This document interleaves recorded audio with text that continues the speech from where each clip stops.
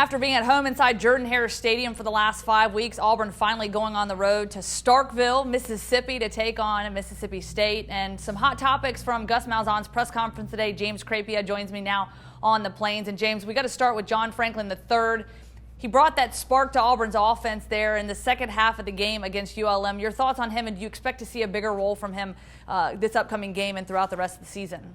Well, certainly when we've seen John Franklin III get into games, he's been explosive, as you just alluded to. I mean, he starts off the game, he has an 80-yard touchdown run against ULM, throws a 39-yard touchdown pass to Nate Craig Myers.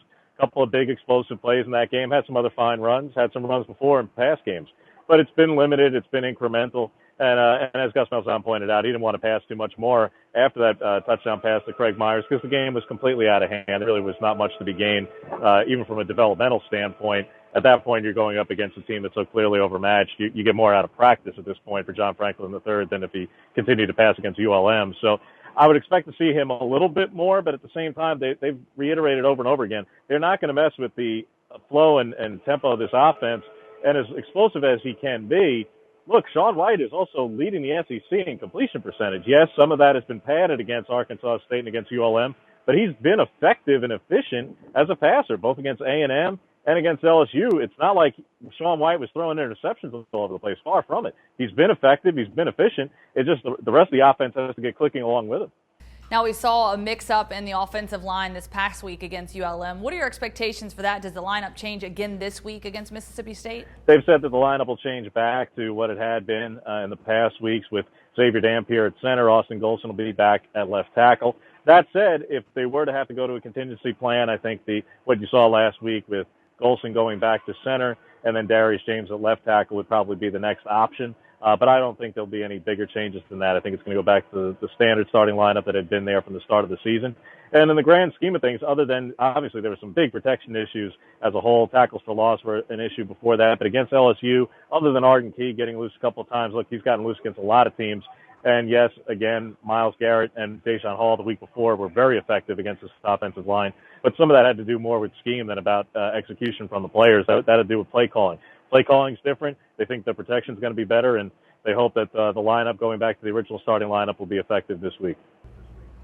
Now, James, Auburn going on the road for the first time this season, as I talked about earlier, and no other place than Starkville, home of the Cowbells. How big of a factor will the crowd noise and those cowbells be for these guys going on the road this week? Well, it is a unique challenge anytime you go on the road, but certainly Starkville's a unique challenge compared to anywhere else. Auburn has not had success there the last two trips in 2014. That was a huge game, one of the biggest games, probably the biggest game in Mississippi State home history and program history for them. They won that game against Auburn. That was two top three ranked teams at that time 2 years ago. 2012, that was a horrendous performance for Auburn and what was a very poor season in the end. This time around, certainly you expect a little bit more, certainly compared to 2012. Like the 2014 game, neither team in the position where they were in 2014 2 years ago. Far different looking teams. The crowd environment is going to be difficult. We mentioned Xavier Dampier likely being back at center. This is his first true road test in that position. Yeah, you have some experienced guards on the inside of the line, but silent counts on offense. Defensively, obviously the crowd is usually more out of it, allows their offense to hear and communicate effectively. The Auburn defense has been good. But this is a pivotal game, and crowd noise and being at home should help Mississippi State. This is a pivotal game for both teams. They're both 1-1 in the SEC. Obviously, Mississippi State lost, a very disappointing loss to South Alabama, 0-1 in the Sun Belt compared to Auburn, which obviously won its two Sun Belt games, also beat LSU. The loser of this game at 1-2, especially if it's Auburn, if they were to lose, you hit the midpoint at 3-3, 1-2 in the SEC. It's a far different outlook compared to 4-2 and 2-1 in the SEC. So the crowd noise and being on the road will be a tough challenge for Auburn here in Week 6. Thanks, James, so much. Appreciate that. One thing we can guarantee, our ears will be ringing after that game when we leave Starkville on Saturday. And, of course, I'm definitely looking forward to the homemade ice cream. Can't beat that.